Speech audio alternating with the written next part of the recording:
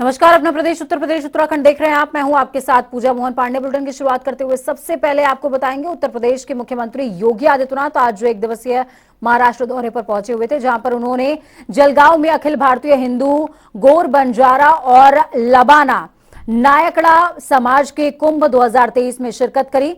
25 जनवरी से शुरू हुए कुंभ कार्यक्रम के समापन समारोह को इस दौरान सीएम ने जनता को भी संबोधित किया और कहा कि हम सभी को सनातन धर्म पर गौरव की अनुभूति करनी चाहिए।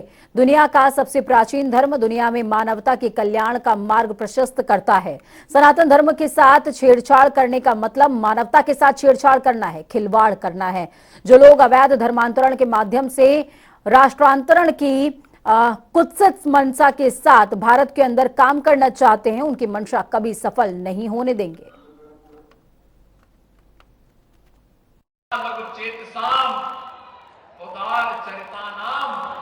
वसुधैव कुटुंबकम का उद्घोष अगर कोई कर सकता है, हमारा सनातन धर्म ही कर सकता है।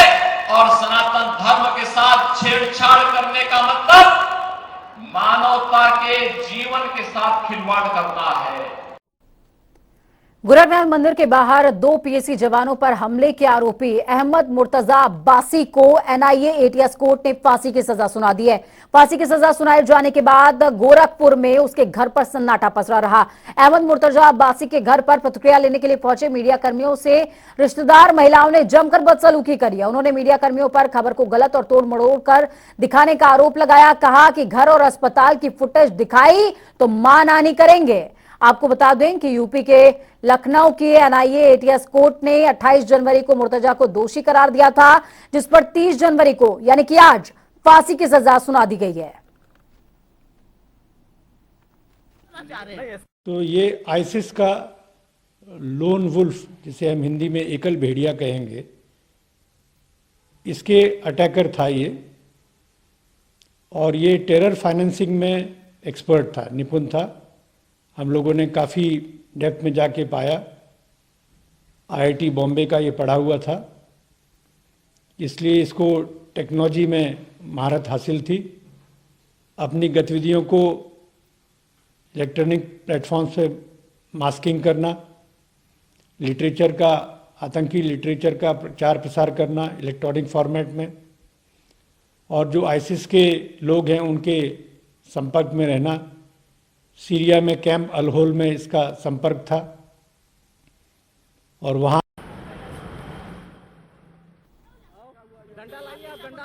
घर के अंदर रहे।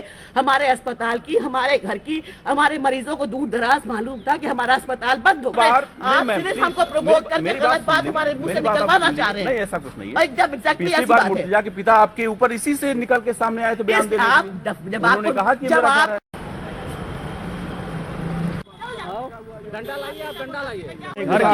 की तस्वीरें हैं जिसमें अहमद मुर्तजा अब्बासी की रिश्तेदार महिला साफ तौर पर मीडिया कर्मियों से बदसलूकी करती नजर आ रही है और चेतावनी भी दी है कि अगर अस्पताल और घर के फुटेज रिलीज किए तो देख लेना। चलिए ग्राउंड जीरो का रुख करते हैं। हमारे साथ में गोरखपुर से सुभाष जुड़े हुए हैं, साथ में राजधानी लखनऊ का रुख करेंगे। अनूप जुड़े हुए हैं हमारे साथ राजधानी लखनऊ से। सबसे पहले रुख गोरखपुर का। सुभाष, क्या कुछ अपडेट है इसमें? ये जो मुर्तजा की रिश्तेदार महिला ये साफ तौर पर मीडिया कर्मियों को चेतावनी देती नजर आ रही है कि अस्पताल और घर के फुटेज रिलीज नहीं होने चाहिए। मुर्तजा को फांसी हुई, रिएक्शन देने की तो बात छोड़ दीजिए, बदसलूकी अलग कर रही हैं। जी बिल्कुल पूजा, मैं आपको बता दूं कि जब ये खबर आए कि मुर्तजा अब्बासी को जो है फांसी की सजा सुना दी गई है, उसके बाद से जो है मीडिया कर्मी इनके घर पे जो है इनके माता पिता से बात करने की कोशिश किए और अंदर जाने का जब अंदर प्रवेश करने लगे तो वहां पे जो पहले गेटमैन था उसने जो है पूरे नाराजगी जाहिर की और बाकायदे वो अपशब्दों का प्रयोग करने लगा। फिर ये महिला अंदर से आई और इन्होंने जो है पूरा बदसलूकी करने लगी और यहाँ तक उन्होंने कह डाला कि जो है आप अगर जो है हमारे हॉस्पिटल, यानी कि घर में ही उनके बाहर हॉस्पिटल भी है, तो उन्होंने कहा कि अगर हमारे हॉस्पिटल और घर का अगर आपने फुटेज दिखाया तो मैं मानहानि का केस करूंगी। और मीडिया ने बढ़ा चढ़ाकर इसको पेश किया और मीडिया के ऊपर ही सारा दोषारोपण करते हुए वो नाराजगी जाहिर कर रही थी। बिल्कुल, ये तो आपको गोरखपुर बता की दें बात कि हुई, ये तो गोरखपुर की बात हुई। सुभाष, राजधानी लखनऊ का रुख करते हैं, अनूप जुड़े हुए हमारे साथ में। अनूप, देखिए फांसी की सजा हुई है, अभी हमने डीजीपी की बाइट भी सुनाई, उन्होंने साफ तौर पर कहा कि बहुत सारे मॉड्यूलर से इसका जो है कनेक्शन था, सीधे तौर पर फंडिंग, टेरर फंडिंग से सीधे तौर पर जुड़ा हुआ था, और भी कई अन्य कनेक्शंस पाए गए जिसके आधार पर दोषी पाया गया और आज आखिरकार उसको फांसी की सजा सुना दी गई है। और देखिए पूजा, ये पूरा मामला 3 अप्रैल 2022 का है। 3 अप्रैल के बाद फिर 4 अप्रैल को गोरखपुर में मुकदमा लिखा गया। फिर ये 5 अप्रैल को इस मामले की एटीएस जांच शुरू की। एटीएस ने जांच शुरू की, तब इस मामले को गंभीरता से इस पे जांच परख करके फिर इसका जो आरोप जो हुआ था उस समय जो मुर्तजा था, ये गोरखपुर में जब मंदिर के बाहर 2 पुलिसकर्मी मंदिर की सुरक्षा में लगे थे, उस पर धारदार हथियार से हमला किया। उसके बाद उनकी जो गन थी, राइफल थी, उसको छीनने का प्रयास किया था।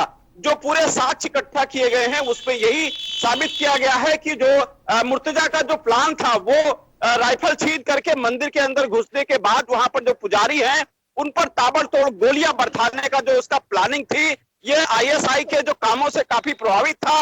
और ये सब एटीएस जब इसकी जांच कर रही तो करीब 27 जो गवाह हैं वो उस पर पेश किए और लगातार इस पर वाच करते रहे। तो इसके जो कनेक्शन थे वो टेरर फंडिंग से, आईएसआई से लगातार ये टच में था, उनके कामों से प्रभावित था। उसके बाद जो एटीएस ने इस पर 2 धाराएं और बढ़ाई।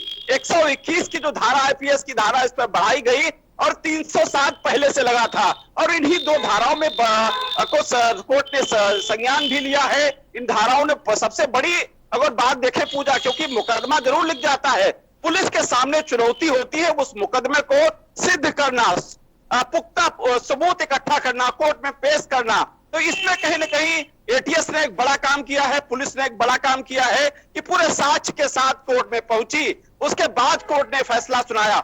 121 की जो धारा आईपीएस की धारा है जिसके तहत इसको फांसी की सजा सुनाई गई है, और 307 की जो धारा लगी थी उसमें आजीवन कारावास की सजा सुनाई गई है। यानी लंबा एक प्रोसेस था जिसमें लगातार कोर्ट सुनवाई कर रही थी। तमाम जो गवाह थे वो लगातार इसके खिलाफ जो सबूत इकट्ठा किए। और सबसे बड़ी बात जो है जिसके जो आतंकी कनेक्शन होने की, लगातार आतंकी कनेक्शन के साथ साथ ही ऑनलाइन जो आईएसआई से जुड़ाव इसके उसके कामों से प्रभावित होना और उसकी प्लानिंग थी। वो धार हथियार से उस समय मुझे याद है रविवार का दिन था, सुबह पहुंचकर ये मंदिर के बाहर हमले की फिराक में था। उस समय इसके हाथ में धारदार हथियार के बाद पुलिस कर्मियों पर हमला कर दिया। उसमें 2 पुलिस कर्मी जख्मी हो गए थे। तो एक बड़ी कार्रवाई के बाद एक कोर्ट ने बड़ा फैसला सुनाया है। और उसके बाद पूरा देखो, इसके परिवार वालों की हेकड़ी अभी भी नहीं गई है। वहां पर जब मीडिया कर्मी पहुंचे तो वहां पर उससे बदसलूकी कर रही है। तो कहीं ना कहीं इसकी प्लानिंग के साथ साथ के परिवार वाले भी इसके साथ मुझे लगता मिले हुए हैं। यही वजह है कि कोर्ट के बाद कोर्ट का जो फैसला है इसके परिवार वालों को रास नहीं आ रहा है और मीडिया कर्मियों पर हमला इसके परिवार वाले कर रहे हैं। पूजा, बिल्कुल। चलिए सुभाष का रुख करेंगे। सुभाष, गोरखपुर में मौजूदा इंतजाम क्या हैं? क्योंकि ये जो महिला है जो बदसलूकी कर रही है, मुर्तजा अब्बास की रिश्तेदार बताई जा रही हैं, बदसलूकी कर रही हैं, क्या अभी मौजूदा कुछ सुरक्षा के इंतजाम किए गए हैं, निगरानी की जा रही है घर और हॉस्पिटल जो बताया जा रहा है उसके आसपास? जी बिल्कुल, आपको बता दें कि जब मीडिया कर्मियों के साथ बदसलूकी हुई उसके बाद जो है मीडिया कर्मियों ने थाने पे फोन भी किया। उसके बाद में कुछ थाना कैंट के जो है एसओ वहां पे पुलिस फोर्स के साथ पहुंचे थे और वो वहां पे 2 सुरक्षा कर्मी को उन्होंने लगा दिया है। हालांकि ऐसी कोई बात अभी अंदेशा नहीं है कि कुछ और भी हो सकता है, लेकिन जो है वहां पे पुलिस मुस्तैद है। और आपको बता दें कि ये मुर्तजा अब्बासी एक केमिकल इंजीनियर था, मुंबई आईआईटी से ये पढ़ा हुआ था और इंजीनियरिंग इसने किया था। और उसके बाद जिस तरीके से इस घटना को इसने अंजाम दिया उसके बाद से जो है लगातार जो है मंदिर की सुरक्षा बढ़ा दी गई थी और इसके घर पर हमेशा पुलिस की जो है नजर रहती थी। जी बिल्कुल, बहुत शुक्रिया आप दोनों का हमारे साथ जुड़ने के लिए, हम जानकारी ग्राउंड जीरो से साझा करने के लिए। तो अहमद मुर्तजा अब्बासी सजाए मौत हुई है और इस सजा के बाद परिवार बौखलाया हुआ है और परिवार की बौखलाहट साफ तौर पर नजर भी आ रही है। अब देखना ये होगा कि आगामी प्रशासन की तरफ से क्या कुछ कदम उठाए जाते हैं। पिछली बार मुर्तजा के पिता आपके ऊपर वहीं दूसरी तरफ सपा के नवनिर्वाचित राष्ट्रीय महासचिव शिवपाल यादव वाराणसी पहुंचे हुए थे, जहां पर कार्यकर्ताओं ने उनका जोरदार स्वागत किया। इस दौरान शिवपाल यादव ने कहा कि हम हमेशा समाजवादी संगठन से जुड़े रहे हैं। पार्टी की तरफ से जो जिम्मेदारी दी गई है उसे मैं बखूबी निभाऊंगा और संगठन को मजबूत किया जाएगा। उन्होंने कहा समाजवादी पार्टी का अब सरकार बनाने का मिशन रहेगा, इसके लिए समाजवादी पार्टी को मजबूत किया जाएगा। इस दौरान स्वामी प्रसाद मौर्य के बयान पर भी शिवपाल ने कहा बीजेपी मुद्दों को भटकाना चाहती है, भड़काना चाहती है। हम सभी ग्रंथों का सम्मान करते हैं और स्वामी प्रसाद मौर्य के बयान को उनका व्यक्तिगत बयान। एक बार फिर से शिवपाल सिंह यादव ने बताया, हम देखिए हमेशा संगठन के आदमी रहे हैं और बनारस हमारे लिए कोई नया नहीं है। बनारस तो हम हर बार आते ही रहे हैं, लगातार आते ही रहे हैं। अब हमें जो पद दिया गया है राष्ट्रीय महासचिव का, हम समाजवादी पार्टी को मजबूत करेंगे और समाजवादी पार्टी के मजबूत करके सरकार बनानी है। केवल हम लोगों का, समाजवादियों का मिशन यही है कि सरकार बनानी है। सपा के राष्ट्रीय अध्यक्ष अखिलेश यादव फिरोजाबाद एक निजी कार्यक्रम में शिरकत करने पहुंचे थे। इस दौरान उन्होंने कहा फिरोजाबाद समाजवादियों का क्षेत्र रहा है, नेताजी ने जब भी आह्वान किया इस क्षेत्र की जनता ने पूरा समर्थन किया। साथ ही इस दौरान अखिलेश ने भाजपा पर जमकर निशाना साधा। उन्होंने कहा भाजपा ऐसी पार्टी है जो दूसरों के काम को अपना बताती है। सपा की योजनाओं पर भाजपा ने अपना स्टैंप लगा दिया, नाम बदल दिए। अब अर्थव्यवस्था गड़बड़ा गई है, शेयर बाजार धराशायी हो गया है। भाजपा को बताना चाहिए कि वो उद्योगपतियों को डूबने से कैसे बचा पाएगी। साथ ही राजनीति में रामचरितमानस पर छिड़े घमासान पर अखिलेश ने बोला बीजेपी जानबूझकर महंगाई और बेरोजगारी पर बात नहीं करना चाहती। 1 लाख करोड़ का खाने के तेल का कारोबार है, लेकिन आटा महंगा हो गया। रामचरितमानस और रामायण की चौपाइयों पर मैं मुख्यमंत्री से पूछूंगा कि शूद्र कौन है। नहीं, हम तो भगवान राम कृष्ण जितने भी भगवान, और पहली बार नहीं कह रहा हूँ, भगवान विष्णु के जितने अवतार हैं मैं उनको मानता हूँ। हमें किसी पे आपत्ति नहीं है, लेकिन जिस पे आपत्ति है वो उसको हम सदन में पूछेंगे। और अभी तो मैंने सुना बीजेपी के लोग कह रहे हैं कि हम तो भगवान राम और कृष्ण किसी के हैं नहीं, पूर्वज ही नहीं हमारे किसी के। सुना है मैंने। अच्छा अखिलेश जी, सुना है मैंने। इसका मतलब बीजेपी के लोग अब तो पता नहीं क्या डीएनए टेस्ट भी कराना चाहते होंगे। हम अपना भी डीएनए टेस्ट कराते हैं, वो अपना भी करा लें, पता लग जाएगा कौन कहां से आया है। अयोध्या और नेपाल के बीच एक बार फिर से त्रेता युग के संबंध ताजा होने जा रहे हैं। ये हम क्यों कह रहे हैं? क्योंकि अयोध्या में बन रहे भव्य राम मंदिर में रामलला की मूर्ति के लिए नेपाल से करोड़ों साल पुरानी शालिग्राम शिलाएं आ रही हैं। दरअसल ये शिला 2 फरवरी को अयोध्या पहुंचेगी, जिसे श्री राम जन्मभूमि तीर्थ क्षेत्र ट्रस्ट को सौंपा जाएगा। राम मंदिर निर्माण समिति की 2 दिवसीय बैठक रविवार को संपन्न होने के बाद श्री राम जन्मभूमि ट्रस्ट महासचिव चंपत राय ने जानकारी देते हुए कहा कि काली गंडकी नदी नेपाल से शालिग्राम पत्थर आ रहा है। उन्होंने कहा कि नेपाल के संतों ने कहा है कि हम शालिग्राम पत्थर अयोध्या को सौगात में देना चाहते हैं।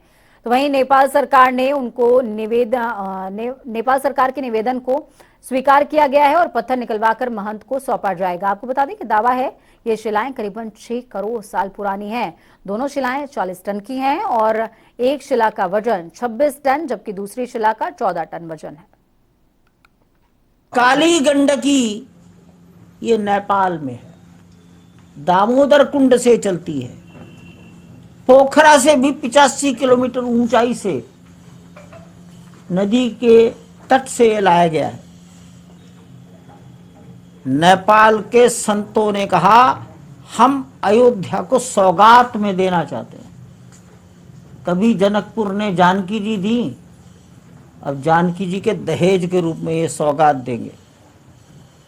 जनकपुर के जानकी मंदिर के महंत राम तपेश्वर दास जी महाराज ने नेपाल सरकार को निवेदन किया, नेपाल सरकार ने स्वीकार कर ली।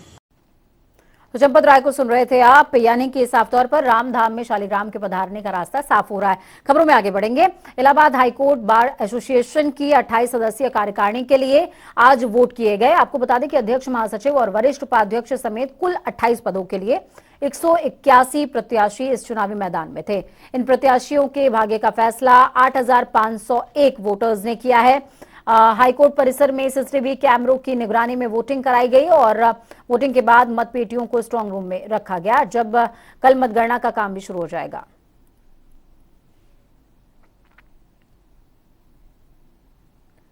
लखनऊ पीजीआई पुलिस ने रामचरितमानस की प्रतियां फाड़ने और जलाने के मामले में 5 आरोपियों को गिरफ्तार किया है।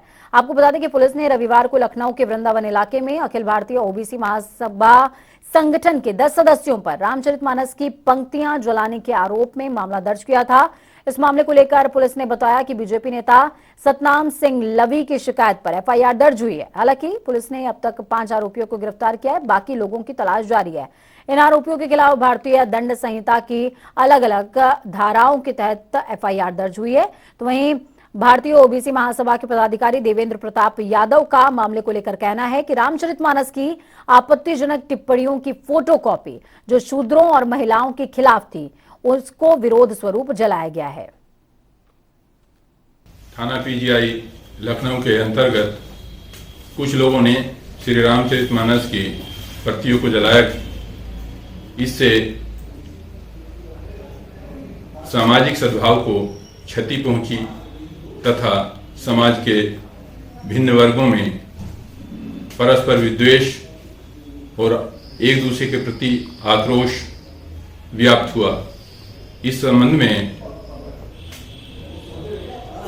शिकायतकर्ता श्री सतनाम सिंह द्वारा थाना पीजीआई पर मुकदमा पंजीकृत कराया गया था। तो वहीं मुरादाबाद में मुगल गार्डन के नाम बदलने पर सांसद डॉक्टर एसटी हसन का बयान सामने आया है, जिसमें उन्होंने मुगल गार्डन का नाम तब्दील होने को लेकर आपत्ति जताई और कहा मुगल गार्डन अंग्रेजों ने बनाया था और अंग्रेजों ने ही इसका नाम भी रखा था। इनको लगा कि शायद ये मुगलों ने बनाया, तो ऐसा बिल्कुल नहीं है। उन्होंने कहा कि बहुत सी चीजें अंग्रेजों ने बनवाई थी, तो ये हर चीज को बदलना चाहते हैं। लाल किला, पार्लियामेंट हाउस, कुतुब मीनार हो या फिर ताजमहल हो, ये इतिहास है जिसको कोई नहीं मिटा सकता। इतिहास कभी नहीं मिटता है, इसको मिटाते मिटाते इंसान खुद मिट जाता है। जब से भाजपा सरकार आई है काफी शहरों के नाम बदल चुके हैं, लेकिन ये नाम बदलने से क्या फायदा हुआ, नुकसान जरूर होता है। देखिए, ये मुगल गार्डन अंग्रेजों ने बनाया था और अंग्रेजों ने ये नाम रखा। शायद उन्हें धोखा हो गया कि शायद मुगलों ने बनाया होगा, और इनकी तो राजनीति नफरत वाली है। और जिस तरह से नाम बदलना और वो तमाम चीजों को चेंज करना, अब बहुत सी चीजें अंग्रेजों ने बनाई थी, बहुत सी चीजें मुगलों ने बनाई थी, चाहे वो लाल किला हो, कुतुब मीनार हो, ताजमहल हो, अंग्रेजों को बनाए हुए ये राष्ट्रपति भवन हो, पार्लियामेंट हाउस हो। ये इतिहास को कोई नहीं मिटा सकता। हम बिला वजह एक धोखे में रहकर, एक इल्यूजन में रहकर क्यों इस किस्म की बातें करते हैं कि नफरतें फैलाने की कोशिश करते हैं। जो हो चुका सो हो चुका, सबको साथ रहना है, साथ जीना है, साथ मरना है। तो वहीं ऋषिकेश में भाजपा की 2 दिवसीय कार्य समिति की बैठक संपन्न हो गई है। बीजेपी कार्य समिति की बैठक में पार्टी के कार्यक्रमों को लेकर मंथन किया गया। आपको बता दें, भाजपा ने अगले साल लोकसभा चुनाव और इस वर्ष के निकाय चुनावों को लेकर कमर कस ली है। इससे पहले लोकसभा चुनावों में भाजपा ने 5 सीटों पर कब्जा किया था। इस बार के चुनाव में भी विधानसभा चुनाव की तर्ज पर ही जीत बरकरार रखना चाहती है, जिसको लेकर ऋषिकेश के रायवाला में 2 दिवसीय कार्य समिति की बैठकों में अलग अलग विषयों पर विस्तार से चर्चा हुई है। साथ ही इस बैठक में पदाधिकारियों ने सुझाव भी दिए। कार्य समिति के दूसरे दिन सीएम पुष्कर सिंह धामी की अगुवाई में अहम मुद्दों पर चर्चा हुई है। पहले से ही हम लोग इस वर्ष की यात्रा और अच्छी संचालित हो, अप्रैल माह से यात्रा प्रारंभ होनी है, उसके लिए हम हर प्रकार से काम करेंगे। आपदा के स्तर पर हम लोग आपदा कंट्रोल रूम, वार्ड स्तर पर कार्यकर्ताओं की टीम और समाज को हौसला एवं हिम्मत देने का काम भी हमारे संगठन के माध्यम से, सरकार के माध्यम से किया जाएगा। और आज विपक्ष के पास कोई मुद्दा नहीं है, विपक्ष मुद्दा विहीन है। जहां एक तरफ तो वो आते हैं, उनके सभी वरिष्ठ नेता भी आते हैं और हमको अपना सुझाव भी देते हैं, अपनी सलाह भी देते हैं। और दूसरी तरफ भारत जोड़ो यात्रा जो उनकी चल रही है, उस यात्रा में जाकर जोशीमठ को अलग तरीके से जो प्रस्तुत करने का काम करते हैं, और निश्चित रूप से उत्तराखंड राज्य के हित में नहीं है। इससे राज्य की छवि खराब करने का भी प्रयास हुआ है। पहले तो हमने सभी कार्यकर्ताओं का नई नियुक्तियां हुई हैं, सबका उत्साहवर्धन स्वागत किया। उसके साथ साथ प्रस्ताव आया, प्रस्ताव में केंद्र सरकार की योजना जो राज्य सरकार को आगे बढ़ाने के लिए है, उनका धन्यवाद किया गया। साथ साथ राज्य सरकार का भी धन्यवाद किया गया कि इतनी बड़ी आपदा जो अभी जोशीमठ में है, उन्होंने प्राथमिकता पर जिस प्रकार से कदम उठाए हैं, जो मुआवजा देना है और जो उनको तत्कालिक लाभ देना है, सुरक्षा देनी है, वो सब देने का है। अब से पहले जितनी भी आपदाओं में जाना माल की हानि होती थी, लेकिन उस सबसे हम सुरक्षित रहे, ईश्वर के भी हम धन्यवाद देते। वहीं चमोली में जोशीमठ ब्लॉक में भारत चीन सीमा के पास मलारी गांव के पास कुंती नाले में हिमस्खलन का वीडियो सामने आया है। आज सुबह करीबन 7:30 बजे ग्लेशियर टूटकर कुंती नाले में समा गया। ये कुंती नाला भारत चीन सीमा को जोड़ने वाली बॉर्डर सड़क पर मौजूद है। फिलहाल अभी तक इसमें किसी के नुकसान की कोई खबर सामने नहीं आई है।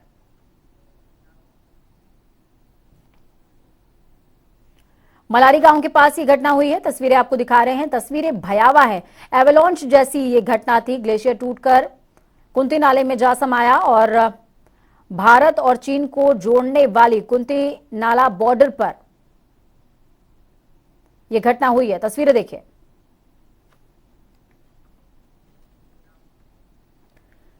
गणतंत्र दिवस परेड को अभी तक राजपथ के नाम से जाना जाता था, लेकिन इस साल उसका नाम बदलकर कर्तव्य पथ रखा गया। नाम बदलने के बाद कर्तव्य पथ पर गणतंत्र दिवस की यह पहली परेड थी, जिसमें उत्तराखंड की झांकी मानस खंड को देश में प्रथम स्थान मिलने से इतिहास में उत्तराखंड राज्य का नाम दर्ज हो गया। मुख्यमंत्री पुष्कर सिंह धामी ने इस उपलब्धि के लिए प्रदेशवासियों को बधाई देते हुए कहा कि ये उपलब्धि हम सबके लिए गौरवशाली पल है। मुख्यमंत्री ने कहा कि पुराणों में गढ़वाल का केदार खंड और कुमाऊं का मानस खंड के रूप में वर्णन किया गया है। स्कंद पुराण में मानस खंड के बारे में बताया गया है। जागेश्वर मंदिर की बहुत धार्मिक मान्यता है। आपको बता दें, भारत सरकार को भेजे गए झांकी का विषय और टाइटल मानस खंड मुख्यमंत्री पुष्कर सिंह धामी ने सुझाया था। उन्होंने मंदिरमाला मिशन के अंतर्गत मानस खंड के रूप में इस विषय का सुझाव दिया।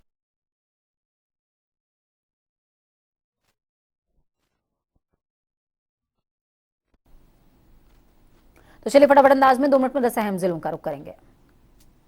जालौन में जिला न्यायालय के गेट पर धरने पर बैठे अधिवक्ता 6 सूत्रीय मांगों को लेकर उत्तर प्रदेश सरकार के खिलाफ जमकर हुई नारेबाजी। मांगे पूरी न होने पर विधानसभा घेराव की चेतावनी। एडवोकेट्स प्रोटेक्शन एक्ट लागू करने की मांग। फिरोजाबाद में हुआ सामूहिक विवाह का आयोजन। जिला प्रशासन ने कराया आयोजन। सामूहिक विवाह में 27 जोड़ों निखाई कस में 24 हिंदू और 3 मुसलमान जोड़ों की हुई शादी। आगरा में स्विट्जरलैंड के पर्यटकों के साथ धोखाधड़ी। शिकायत पर पर्यटन पुलिस ने 3 को किया गिरफ्तार। एम्पोरियम में 4000 का सामान 37,000 में बेचा गया। बांदा में युवक की धारदार हथियार से गला रेतकर हत्या। घर के अंदर हुई हत्या से गांव में दहशत का माहौल। घटना की सूचना पर पहुंची स्थानीय पुलिस जांच में जुटी। प्रेम प्रसंग के चलते हत्या होने की आशंका। बाराबंकी में चोरों के हौसले बुलंद। ट्रांसफार्मर उतारकर अंदर का सामान चुरा ले गए शातिर चोर। शातिर चोरों ने चलती लाइन की काटी बिजली। चोरी हुए सामान की कीमत लगभग 14 लाख रुपए। एटा के श्रीकरा गांव में दिन दहाड़े पति पत्नी की चाकुओं से गोदकर निर्मम हत्या। इलाके में फैली सनसनी। हत्यारों ने 2 साल की मासूम को भी नहीं बख्शा। उस पर भी किया चाकू से हमला। हत्यारों की तलाश में जुटी पुलिस। रायबरेली में मेल एरिया में शॉर्ट सर्किट से अगरबत्ती और धूपबत्ती फैक्ट्री में लगी भीषण आग। लाखों रुपए का सामान जलकर हुआ खाक। घटना की मशक्कत के बाद आग पर पाया गया काबू। जगदीशपुर मोहल्ले की है ये पूरी घटना।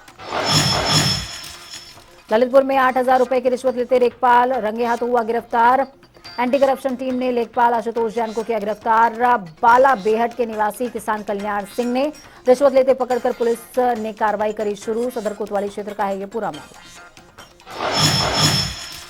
आगरा और आसपास के क्षेत्र में लगातार फसल और सरसों की फसल पर पड़ रही है बेमौसम बरसात की मार। ताजनगरी में भारी बारिश के कारण बढ़ रहा है सर्दी का प्रकोप।